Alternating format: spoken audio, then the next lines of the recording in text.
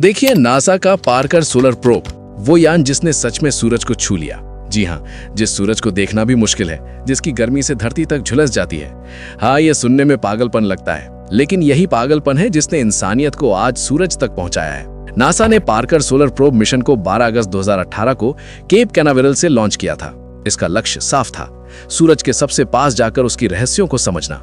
अब सवाल यह है, सूरज के कौन से रहस्य? दरअसल वैज्ञानिक सदियों से यह समझ नहीं पाए थे कि सूरज का कोरोना यानी उसकी बाहरी परत खुद सूरज की सतह से कई गुना ज्यादा गर्म क्यों है। सतह का तापमान लगभग 5500 डिग्री सेल्सियस है, लेकिन कोरोना का तापमान लगभग 10 लाख डिग्री सेल्सियस तक पहुंच जाता है।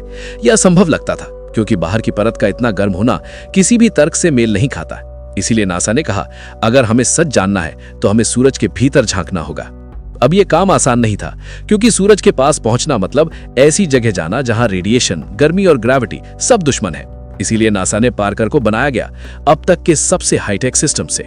इस यान में लगी है हीट शील्ड यानी थर्मल प्रोटेक्शन सिस्टम।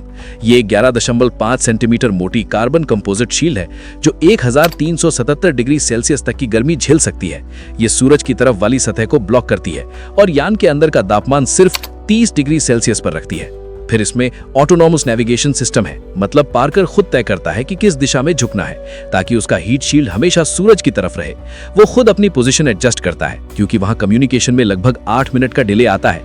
और इसमें solar arrays with cooling system भी है। ये यान अपने सोलर पैनल से एनर्जी लेता है, पर सूरज के पास पैनल पिघल सकते थे, इसीलिए इनके पीछे सर्कुलेटिंग वाटर कूलिंग सिस्टम लगाया गया है। इसमें 4 मुख्य उपकरण हैं। पहला है फील्ड्स, जो सूरज के इलेक्ट्रिक और मैग्नेटिक फील्ड्स मापने के लिए है। फिर है विस्पर, वो कैमरा जो सूरज के आसपास के पार्टिकल्स की इमेज लेता है। तीसरा उपकरण है स्वैप, सोलर विंड्स यानी प्लाज्मा पार्टिकल्स को पकड़ने के लिए। और चौथा है इसिस, हाई एनर्जी पार्टिकल्स को डिटेक्ट करने के लिए। पार्कर सिर्फ एक बार सूरज के पास नहीं गया, वो 7 सालों में 24 बार सूरज के चारों ओर चक्कर लगाएगा। हर बार वो वीनस की ग्रेविटी का इस्तेमाल करके अपनी कक्षा को और छोटा करता है, ताकि धीरे धीरे सूरज के और पास पहुंच सके। अभी तक वो सूरज के इतने करीब पहुंच चुका है जितना कोई यान इतिहास में कभी नहीं पहुंचा, लगभग 6.16 मिलियन किलोमीटर की दूरी पर। और सबसे हैरान कर देने वाली बात, इसकी स्पीड। ये चलता है करीब 7 लाख किलोमीटर प्रति घंटा, यानी 193 किलोमीटर प्रति सेकंड।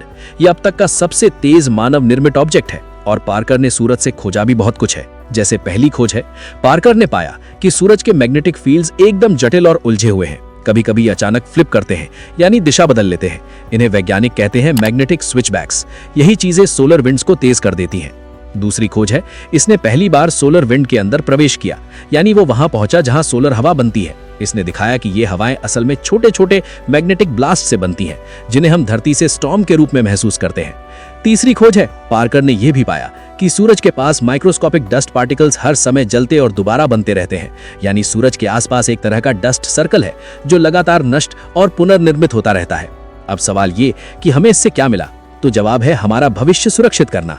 पार्कर की खोजों से वैज्ञानिक अब स्पेस वेदर को बेहतर समझ पा रहे हैं, क्योंकि सूरज से निकलने वाला एक सोलर स्टॉर्म धरती के सैटेलाइट्स, इंटरनेट, जीपीएस सिस्टम्स, यहां तक कि पावर ग्रिड्स तक को प्रभावित कर सकता है। अगर हम ये समझ जाएं कि सूरज कब और कैसे ऐसी ऊर्जा छोड़ता है, तो हम पहले से तैयारी कर सकते हैं। इसके अलावा पार्कर की डेटा से हमें यह भी समझने में मदद मिल रही है कि हमारे सौर मंडल की सीमाएं कैसे तय होती हैं और सूरज की ऊर्जा धरती तक कैसे पहुंचती है।